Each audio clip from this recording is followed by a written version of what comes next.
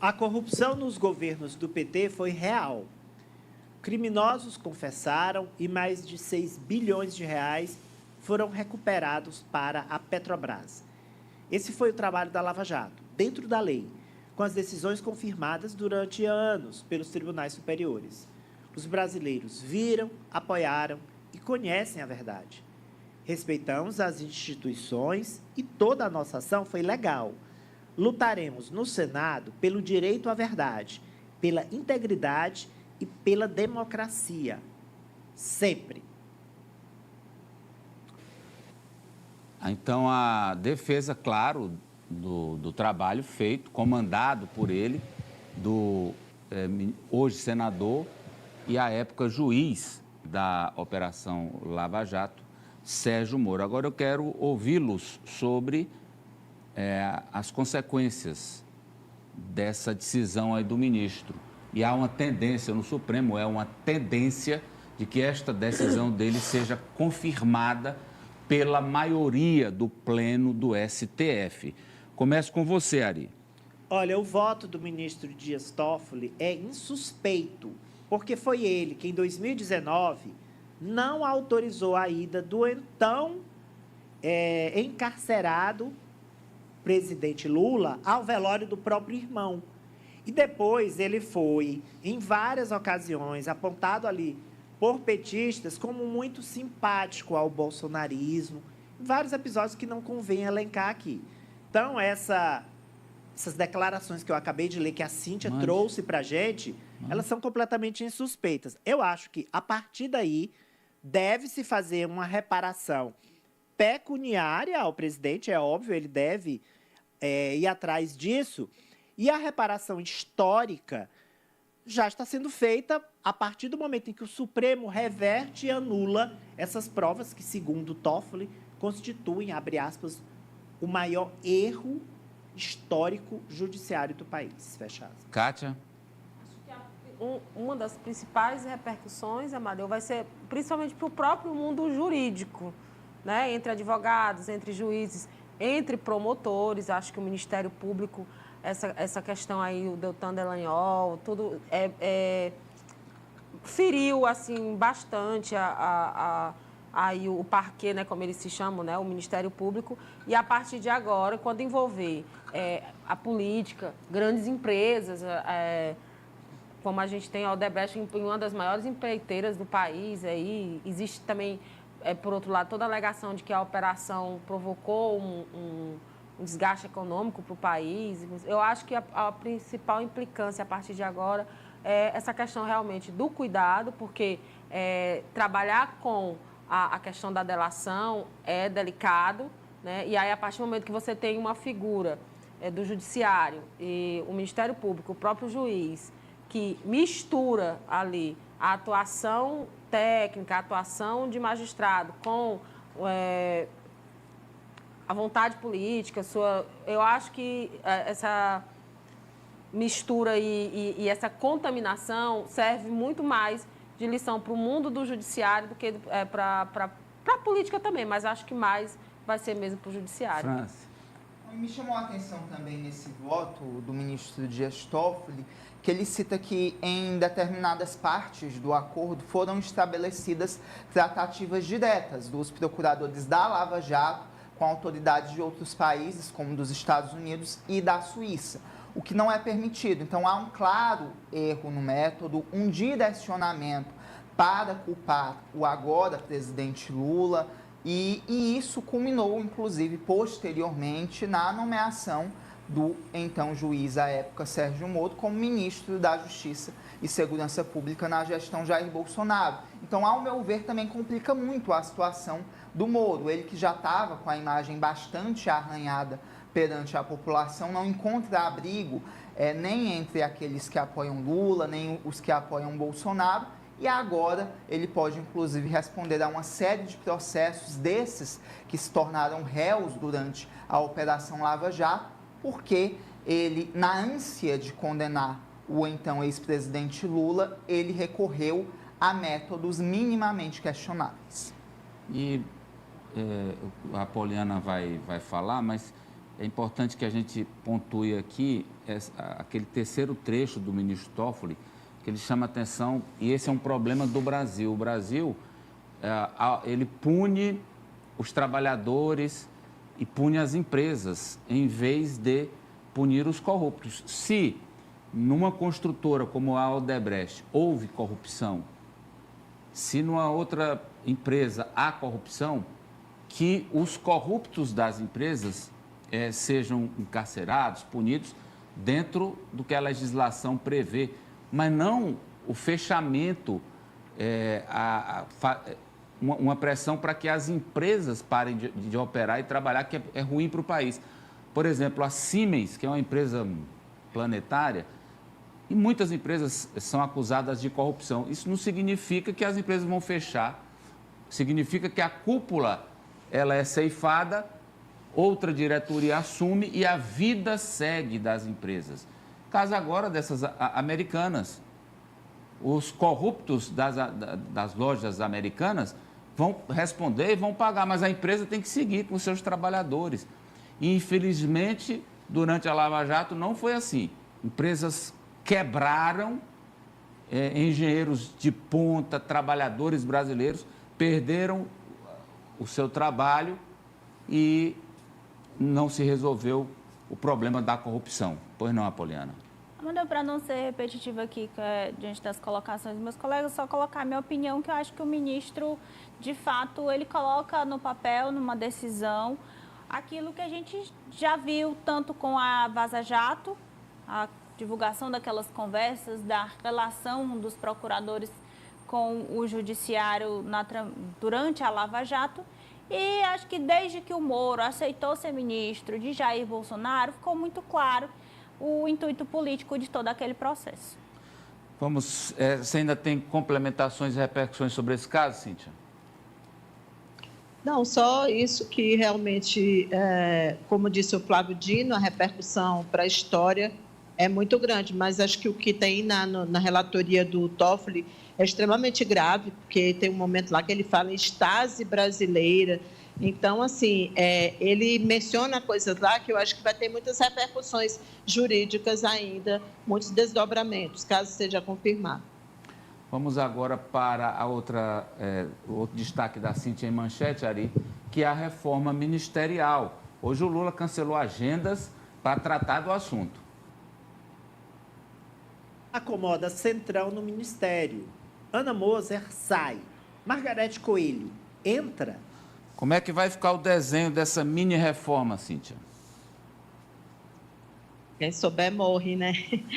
É a frase que a gente costuma dizer aí no Piauí. Mas é o seguinte, o presidente Lula tem se debatido. Quantos meses esse assunto já não está na agenda dele? Só que agora ele resolveu tomar a frente dessa questão. Conversou com a Ana Moser ontem, pela manhã. A Ana Moser esteve aqui, ficou quase... foi à tarde, e ela ficou quase 1 hora no Palácio do Planalto, e a informação é de que o presidente teria dito a ela que precisaria do cargo e colocou para a Ana Moser toda a situação. Só que, apesar de ter aceitado o Ministério dos Esportes, a ala ligada ao presidente Arthur Lira, e já tinha confirmado, inclusive, o médico André Fufuca, ele que é deputado federal, mas é médico, maranhense também, no Ministério dos Esportes, somente se o Ministério for turbinado. Aí o Lula tem 2 saídas, né? Uma saída seria para poder receber o Centrão da forma como o Centrão quer entrar no governo, ele precisa de outro ministério, que seja um ministério robusto, mas o Centrão não aceitou, por exemplo, aquela ideia do Ministério das Pequenas e Médias Empresas. Mas isso não impede que hoje Márcio França vá para esse ministério. E aí, sim, ele poderia dividir, digamos assim, as atribuições com o Alckmin, que já tem parte dessas atribuições em relação a micro e pequena empresa. Os dois são do mesmo partido. Então, não teria um problema político e para Alckmin está tudo bem. Inclusive, ele deu uma declaração de que a reforma está andando. Fica uma outra questão. A ciência e tecnologia seria uma outra alternativa para o Márcio França. Aí ele desaloja a Luciana, que é a ministra atual, colocaria a Luciana no Ministério da Mulher e a Cida perderia o posto que hoje ela ocupa.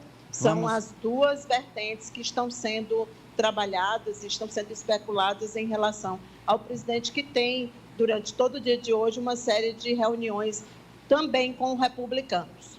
O ministro Alexandre Padilha, o desenho dele é mais ou menos esse aí, ó. Vamos pôr na tela o que é o pensamento dele acertado com os partidos, para que progressistas e republicanos, na expressão do Franciari, estejam aboletados no governo Lula, o centrão aboletado. Olha aí, Ari. Silvio Costa Filho, do Republicanos, no Ministério dos Portos. André Fufuca, do Progressistas, no Ministério dos Esportes. Esse Ministério dos Esportes turbinado com as verbas das apostas. Esse é um recurso que já tá em tramitação lá na Câmara, vai ser aprovado, iria para a Fazenda, mas aí o Centrão vai direcionar para o Ministério dos Esportes. São 14, 16 bilhões por ano. É um fundo, a exemplo do que existe o Fundo para Segurança, para Assistência Social. É um dinheirão. Sim, segue. O próximo é Márcio França, na mini-reforma ministerial. O Márcio deixaria os portos e assumiria esse Ministério das Micro que e Pequenas está sendo Empresas. criado. Ele é do PSB, mesmo partido do vice-presidente. E Margarete Coelho, do Progressistas, na presidência da Caixa Econômica Federal. A FUNASA seria uma indicação também do Republicanos. Então, quer dizer, nessa dança de cadeiras, a Luciana Santos, do PCdoB, seria preservada, Geraldo Alckmin, no desenvolvimento econômico, preservado, o Márcio França acomodado nesse micro e pequenas, e o Centrão, quer dizer, os dois do Centrão, progressistas com um ministério e um cargo forte, Caixa Econômica, e os republicanos com o ministério e uma autarquia robusta, que é a FUNASA. Republicanos e progressistas estão dentro, isso é para o país. Eu quero saber de vocês rapidamente, é bom ou é ruim Centrão dentro, Apoliana? Amadeu, nem bom nem ruim, é o mal necessário, né? Assim, para o governo Lula, para a esquerda. Eu acho que é o caminho que o presidente Lula está buscando, pavimentando para melhorar a sua governabilidade e tocar as pautas de interesse do país no Congresso Nacional. A minha dúvida é a durabilidade, né, desse acerto que está sendo feito agora. E eu acho que isso aí, apesar desse novo desenho de ministério, vai ter que continuar com as emendas, é ou não é, França? Vai ter que continuar, Amadeu, porque ainda é um problema, algo que é muito cobrado por esses parlamentares do Centrão. Vai ser bom para destravar, para aprovar propostas que também são importantes para a população brasileira, como arcabouço fiscal, reforma tributária. Então, uma medida necessária, tendo em vista que o governo Lula precisa garantir a governabilidade. É o pragmatismo político que não dá para abandonar. Agora, claro, esse é um desenho que está na cabeça aí do Padilha. O Lula vai bater o martelo até hoje, está reunido, que ele quer definir antes de viajar. Mas, se for desse jeito, se realmente a Margarete for para a Caixa com o Wellington mantido, aqui para nós do Piauí, Kátia, deu bom. Pelo menos de expectativas são as melhores, né? Se for desse jeito, dá bom para nós, né? A ideia que se tem é de que seja as 3 diretorias mais importantes, né? Logo, as 2 pessoas logo depois de Margarete também serão do PP, e aí outras 3 diretorias ficariam com republicanos. Acho que não é a questão do bom ou do ruim. Não, eu estou falando não Brasil, Piauí, eu estou falando Piauí. Para o Piauí. Inclusive, nos bastidores, não tem um político, não existe um partido, uma liderança política que nesse momento não esteja comemorando eu já questionei vários deles, do próprio Progressistas, PSB, PT, inclusive, essa presença da ex-deputada federal Margarete Coelho. Isso aí é um fato. Todos encaram como ser uma coisa extremamente positiva para o Piauí. Porque ela é piauiense e também pelo modo dela trabalhar, né? Eles colocam que ela é uma pessoa diligente e que não vai deixar dentro daquilo que é possível, favorecer o seu Estado. Né? Isso aí é fato. Nos prestigiar e... Olha, hoje a Cíntia lá estava lembrando aqui para mim que o Maranhão vai ficar com 3 ministros, né? O Flávio Dino, o André Fufuca e... O Juscelino. O Juscelino Filho, o deputado Juscelino Filho. E a gente tem só o Wellington. Então, com a Margarete, a gente começa a ficar mais próximo do Maranhão. Temos que lutar por esses espaços, são importantes. Não importa se a deputada é afiliada ao Progressistas, que fez a oposição dura ao presidente Lula, importa que ela tem competência, tem as qualificações e já está aprovado. Marcelo Castro na saúde, João Henrique, quando o Wellington Dias agora, que quando o ministro é piauiense, ele tem um olhar especial para o Estado, libera mais recursos para o Estado. Agora, que o Centrão não vai ficar plenamente, Progressistas especificamente, não vai ficar plenamente satisfeito, isso é fato, até porque eu conversei hoje com o deputado federal Júlio Arcoverde, ele disse, sou da ala que não concorda. Então, eles vão continuar pedindo as emendas, como você mencionou, quando houver um projeto mais importante para o governo. Ele não concorda. Será que ele vai publicar no Twitter dizendo que é contra a Margarete? Será? Não.